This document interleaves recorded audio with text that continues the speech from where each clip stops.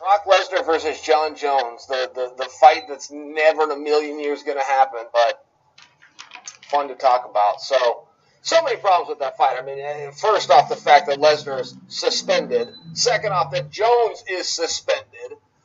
Lesnar has no end in sight because of the way, because he never served his suspension. He actually broke the clock, exited the USADA pool, so then you got to test some legalities there on licensing. You then grab John Jones, who is going to come back and is serving the suspension, but at this point it's a little bit indefinite, a little bit up in the air. We can reasonably guess that he's going to be back next summer, which is right around the corner. Okay, great. Where are you going to have the fight? I can tell you there was a fight over the weekend in the PFL that was in New York, and there was a rule invoked in the heavyweight division that none of us knew was a rule. That no fighter, including at heavyweight, can be separated by more than 40 pounds. So one of the guys weighed in at about the limit of 265, and the other guy weighed in at about 214. And either way, they were separated by this 40 pounds. I'm throwing those numbers at you, but the point is they were separated by the 40 pounds. They called the fight off, even though they were both heavyweights, which means you're under 265 and you're over 206. Fight got called off. So where are you going to hold this fight? You better check that first. John Jones is going to come in there a maximum of 225, and Lesnar is going to come in at the limit, I assume, a clean Brock Lesnar, maybe much less. But I think that you just got some problems right out of the gate with that fight. The other side of this coin is Lesnar's terrible. That's the one thing that we never talk about because he's such a good draw and such a good presence, and he won a world championship. But we never talk about the elephant in the room, which is Brock Lesnar sucks. And, as much as Brock Lesnar sucks, and I would be stunned if anybody was to challenge me anybody in the know was to challenge me on that statement. That would stun me.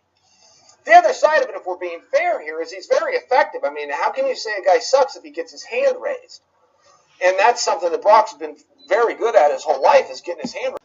Those are some harsh words from Chael Sonnen, but I agree on one part.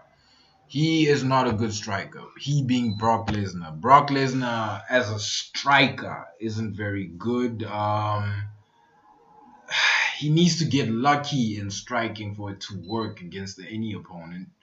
A good example of that is the Heath Herring fight. He just dropped one bomb on Heath and sent him flying. But striking, not that good. Wrestling, I'm not a wrestler, man, so I don't know the very technicalities of wrestling, but if a wrestler tells me that the reason why Brock is a good wrestler is because the weight thing, then I have to pay attention. Because, who said this? I think it was Chael Sonnen too. Chael Sonnen or Joe Rogan. One of them said that when John Jones grappled against, what's his name? He recently retired, man. He beat Bisping. Dan Henderson. Yeah, when Jones faced Henderson in that grappling tournament thing in the cage, he said that differences in weight between wrestlers is it's minor when it's like 5, 10, 15, maybe even 20 pounds, right? Especially when they've wrestled at a very high level, like your John Jones, like your Daniel Cormier, Dan Henderson, Cain Velasquez, so on and so forth. Chael Sonnen, the name of list goes on, right? The list of names goes on, my bad.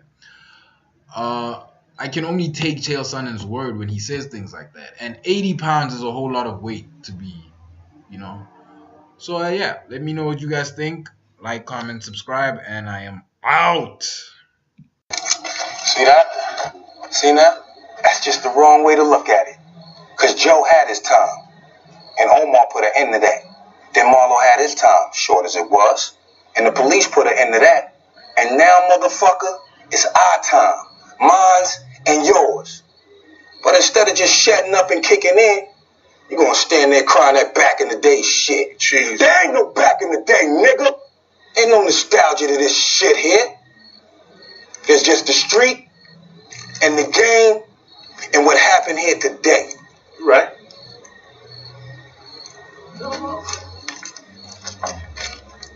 When it was my uncle, I was with my uncle. When it was Marlo, I was with him. But now, nigga, what the fuck you do that for? Now we short the 9. That was for Joe.